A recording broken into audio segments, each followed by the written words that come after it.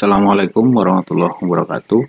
Pada kesempatan kali ini kita akan membahas lebih detail tentang azimut ya, terutama bagaimana menurunkan persamaan azimut untuk melakukan perhitungan azimut di titik yang ditinjau berdasarkan azimut yang sudah diukur di lapangan.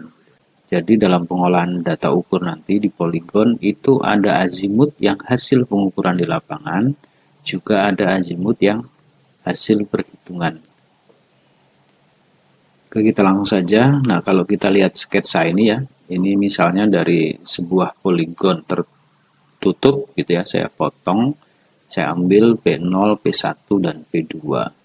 Tentunya kemungkinannya P0 ke P1 itu ya ke 4 kuadran, kalau tidak 1, 2, 3 dan 4 gitu ya.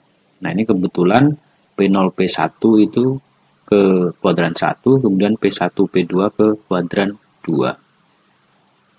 Di sini saya contohkan tiga sketsa ya, yang dia dapat kita jadikan rujukan bagaimana persamaan azimut itu diturunkan. Ini sketsa yang pertama. Kemudian sketsa yang kedua, nah seperti ini.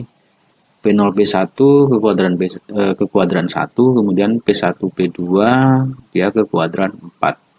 Kemudian sketsa yang ketiga, P0 P1 ke kuadran 4 dan P1 P2 ke kuadran 1. Oke, kita bahas sketsa yang pertama. Nah, kira-kira seperti ini. Nah, tentunya saat kita anggap P0 ini sebagai awal pengukuran, di awal pengukuran tentunya kita mengukur azimut. Nah, azimutnya sekian, karena kuadran 1 tentunya azimutnya nilainya antara 0 sampai 90 derajat. Nah, kemudian setelah selesai pengukuran di P0, tentu alat pindah ke P1, kemudian disetting 0 set ke P0, kemudian diputar membidik ke P2, yang arah lengannya kebetulan ke kuadran 2. Nah, dari sini kita dapat sudut horizontal di P1. Nah, nanti untuk menghitung absis dan ordinat dari P1 ke P2 tentunya tidak bisa menggunakan sudut horizontal ini. Harus menghitung sudut azimutnya. Karena kalau menggunakan sudut horizontal ya akan salah. Karena lengannya kuadran 2 tentunya azimutnya harus nilainya berada di antara 90 derajat dan 180 derajat gitu ya. Sehingga di sini bisa kita sketsakan seperti ini. Ini arah utara, kemudian yang biru muda ini adalah azimut yang harus kita hitung di P1. Karena di P1 kan nggak ngukur azimut gitu. Nah, ini. Jadi ini yang biru, ini azimut di P0, artinya yang diukur. Kemudian ini ada sudut horizontal hasil pengukuran juga. Kalau dia di poligon terbuka tentunya sudut horizontal saja kita sebutnya. Tapi kalau dia di di poligon tertutup, dia bisa jadi sudut luar atau sudut dalam. Nah, kemudian bagaimana menghitung yang biru muda ini, yang azimut di P1? Secara sketsa atau secara grafis, ini bisa saya panjangkan kan ya, lengan poligon dari P0 P1. Nah, seperti itu. Kemudian sudut ini agar mudah membayangkannya saya pindah ke sini. Nah, seperti ini. Nah, dari sini kita sudah terbayang bagaimana menghitung azimut di P1 atau yang biru muda ini. Nah, kalau saya potong gitu ya, yang sudut horizontalnya P1 kan bisa seperti ini. Oh, dari sini ke sini karena garis lurus tentunya 180 derajat. Kemudian sisanya kan ini. Sisanya saya kasih notasi X. Nah, dari sini kita bisa menghitung azimut di P1 itu apa gitu ya. Oh, berarti azimut di P0 gitu ya, ditambah dengan X ini. Nah, bisa saya tuliskan seperti ini. Kemudian X itu apa? Oh, ternyata di kondisi seperti ini X itu adalah ini. Sudut horizontal di P1 dikurang dengan 180 derajat. Tinggal X-nya saya substitusikan. Nah, kemudian kita sudah sepakati di video sebelumnya azimut itu alfa, kemudian yang horizontal itu beta, sehingga bisa kita tuliskan seperti ini. Artinya untuk menghitung azimut di P1 itu adalah penjumlahan azimut di P0 kemudian sudut horizontal di P1 dikurang 180 derajat. Nah, itu untuk kondisi seperti ini. Atau secara umum dapat kita tuliskan seperti ini. Azimut di titik selanjutnya adalah azimut di titik sebelumnya ditambah sudut horizontal di titik yang ditinjau itu kemudian dikurang 180. Nah, ini persamaan yang pertama. Oke, kita lihat sketsa yang kedua. Nah, seperti ini. Sama seperti tadi, di P0 kita ukur azimut seperti ini, kemudian alat pindah P1 0 ke P0, diputar ke P2, dapat sudut horizontal ini gitu ya. Kemudian di sini juga kita harus menghitung azimut sehingga harus ada garis arah utara, kemudian azimutnya. Nah, sama seperti tadi, ini saya panjangkan lengannya ya. Nah, ini azimutnya saya pindahkan ke sini gitu ya. Kemudian yang lurus ini tentunya ya 180 derajat. Nah, untuk kondisi ini ya lebih mudah kita bayangkan ya. Artinya azimut di P1 yang biru muda ini itu tentunya penjumlahan dari azimut di P0 yang biru ini ditambah 180 ditambah sudut horizontal yang terbentuk di P1. Atau dapat kita tuliskan seperti ini. Tinggal kita notasinya kita ganti dengan yang sudah kita sepakati. Ini saya pindah ke depan biar urutannya sama dengan persamaan sebelumnya. Akhirnya kita punya persamaan baru. Yang tadi hasil penjumlahan azimut sebelumnya ditambah sudut horizontal dikurang 180, di kondisi ini tidak seperti itu, tapi ditambah 180 derajat. Secara umum dapat kita tuliskan seperti ini. Itu untuk sketsa yang kedua. Nah, sketsa yang ketiga seperti apa? Kita lihat seperti ini, sama seperti tadi, mengukur azimut di P0 gitu ya, yang biru ini. Kemudian alat pindah P1 mengenolkan ke P0, membidik ke P2, dapatlah sudut horizontal di P1 ya.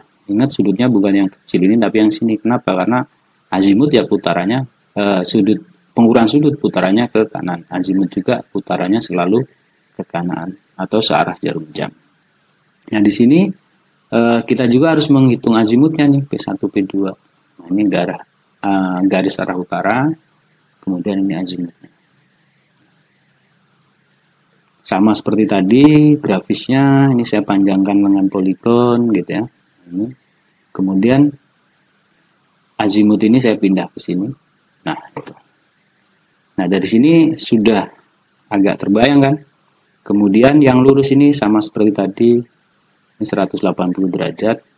Anggaplah ini nanti yang mengurangi azimut 0 ini ya.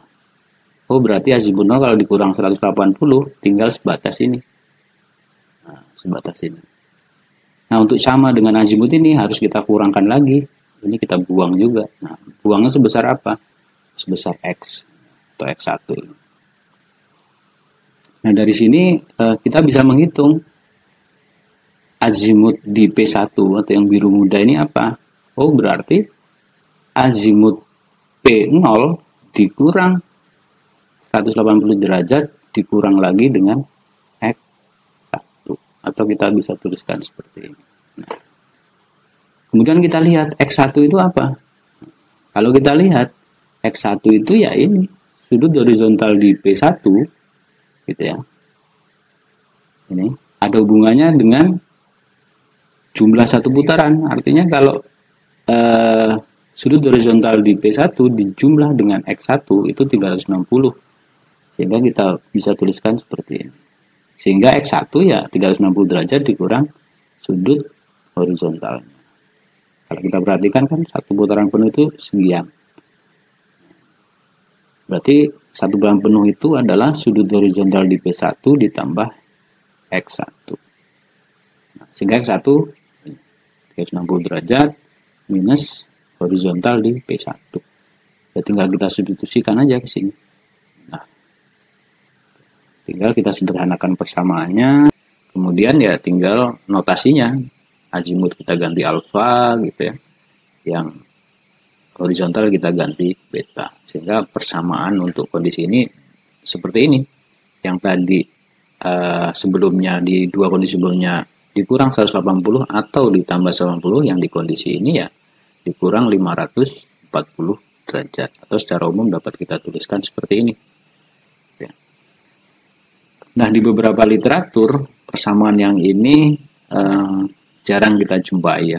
Rata-rata menuliskan persamaan azimut adalah azimut sebelumnya ditambah sudut horizontal di titik yang ditinjau itu plus minus 180. Itu tidak salah gitu ya. Kalau kita mengerjakannya secara manual, tapi saat nanti menggunakan Excel, karena kita akan menggunakan rumus logika, tentunya batasan ini harus kita pakai. Kalau tidak ya, contoh misalnya ternyata di sini ketemu sudut 40 derajat gitu ya, 40 derajat. Kalau kita tidak menggunakan persamaan ini gitu ya, dia nanti akan ketemunya 400 derajat gitu. Secara matematika itu akan sama dengan 40 derajat gitu, kalau dikerjakan manual. Tapi saat nanti menghitung persamaan ini, kalau azimut sebelumnya kita masukkan angka yang 400, tentunya azimut yang di sini akan bernilai tidak tepat gitu. Sehingga lebih baik kalau di Excel nanti menggunakan 3 batasan. Ada yang dikurang 180, ada yang ditambah 180, ada yang dikurang 540. Hasil penjumlahan dari azimut sebelumnya dan sudut horizontal yang ditinjau. Kira-kira seperti itu gambarannya. Kenapa ini saya paparkan. Nah, akhirnya kita dapat 3 persamaan ya. Kondisinya seperti apa? Oh, yang dijumlah, yang ditambah dengan 180 itu saat hasil penjumlahan azimut sebelumnya dan sudut horizontal di titik yang ditinjau itu berada di antara 0 dan sebelum 180 derajat. Nah, kalau untuk yang antara 180 derajat sampai sebelum 540 derajat itu harus dikurang 180 derajat. Dan yang lebih dari atau sama dengan 540 derajat harus dikurang 540 derajat. Nah, untuk lebih paham menggunakan persamaan ini, kita berlatih soal saja.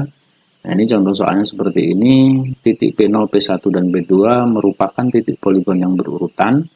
P1 merupakan titik setelah P0, artinya urutannya adalah P0, P1, dan P2.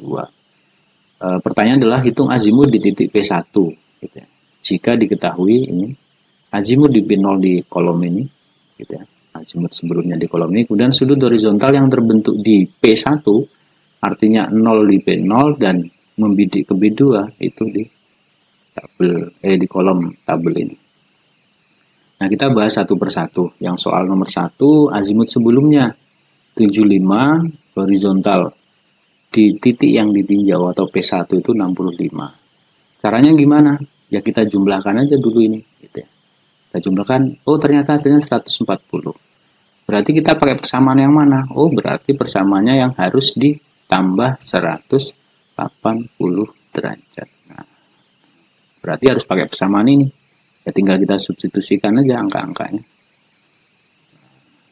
75 plus 65 plus 180, oh dapat 320 derajat. Itu azimut yang terbentuk di P1 atau azimut arah dari P1 ke P2. Sudut arah dari P1 ke P2. Nah, ini kalau kita sketsakan dia harus klop gitu ya. Coba kita sketsakan. Nah, ini yang 75 azimut di P0, kemudian ini sudut horizontal yang terbentuk. Oh ya, azimutnya ternyata 320 derajat. Kemudian contoh yang kedua sama, kita jumlahkan dulu azimut sebelumnya dan sudut horizontal yang di titik yang ditinjau kita jumlahkan. Oh, ternyata hasilnya 160. Oh, berarti antara 0 sampai 180. Oh, berarti menggunakan persamaan yang sama dengan tadi, plus 180 derajat. Tinggal kita masukkan angkanya. Oh, dapat sudut 340 derajat. Nah, kalau kita sketsakan seperti apa? Oh, seperti ini. Oh, ini azimut di P0 yang 120. Ini sudut horizontal di P1. Oh ya, ternyata azimutnya 340. Oke, kita lanjut ke soal nomor 3. Nah, sekarang kalau azimutnya besar ini sebelumnya 210, di sudut horizontal yang ditinjau 150. Sama caranya, kita jumlahkan dulu. Jadi kita tidak bisa langsung, oh pakai persamaan ini nggak bisa, ini kita jumlahkan dulu hasilnya berapa gitu ya. Oh, ternyata hasilnya 360. Nah, 360 itu kan berada di antara 180 sama 540. Oh ya, berarti pakai persamaan yang minus 180. Tinggal kita masukkan angkanya. Nah, dapatlah angka 180. Coba kita sketsakan. Ini azimut sebelumnya 210. Kemudian ini sudut horizontal yang terbentuk di P1. Oh iya, ternyata azimutnya 180. Nah, soal yang nomor 4 sama, ini kita jumlahkan. Oh, 410. Oh, berarti sama dengan tadi, antara 180 sama 540. Sehingga persamaan menggunakan yang minus 180.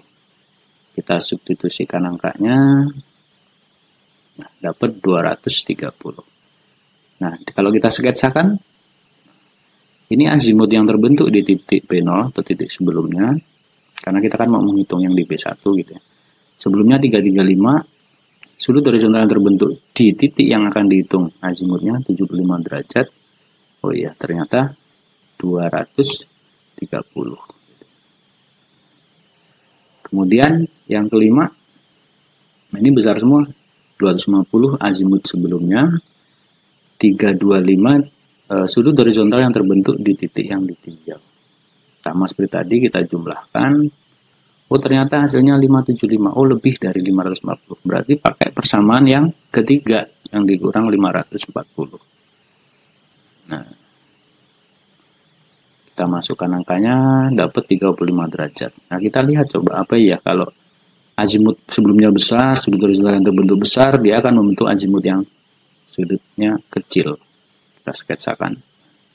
Ini azimut sebelumnya 250, ini sudut horizontal di titik P1 atau yang ditinjau 325. Oh ya, ternyata membentuk sudut azimut 35 derajat di P1. Kemudian soal yang terakhir. Nah, ini ternyata begitu kita jumlahkan 625. Oh iya, lebih dari 540. Berarti menggunakan persamaan yang dikurang 540 derajat. Ya, tinggal kita substitusikan 85 derajat hasilnya azimut di P1. Kita lihat sketsanya. Yang 310 azimut sebelumnya, ini sudut horizontal di titik yang ditinjau 315 derajat. Oh ya, ternyata membentuk sudut azimut 85 derajat. Nah, kira-kira begitu penggunaan persamaan untuk menghitung azimut gitu ya. Jadi ya harus berantai. Misalnya nanti ini kita teruskan menghitung azimut, sini ada P3 gitu ya, atau dimanapun arah P3, menghitung azimut di P2 tidak lagi menggunakan azimut ini, tapi azimut persis sebelumnya. Oh, berarti yang azimut di P1 untuk menghitung azimut di P2. Jadi azimut di P1 kemudian ditambah horizontal yang terbentuk di P2, artinya 0 P1 dan nembak ke P3, itu dilihat jumlahnya berapa, baru kita bisa memilih persamaan mana yang digunakan. Kira-kira seperti itu. Nah, ini rekap persamaan saja tadi, gitu ya. Nah, kalau cuma sedikit patok poligon, kita ya nggak apa-apa sih ngitung manual. Tapi kalau poligon jumlah titiknya banyak ya, lebih baik kita menggunakan aplikasi Microsoft Excel dengan dibantu dengan fungsi logika yang formatnya adalah seperti ini, gitu ya, formulanya. Nah, nanti kita bahas di video selanjutnya dalam pengolahan data poligon. Nah, setelah video ini kita akan bahas bagaimana menghitung absis dan ordinat berdasarkan azimut dan jarak datar. Demikian, terima kasih. Semoga bermanfaat. Sehari, wassalamualaikum warahmatullahi wabarakatuh.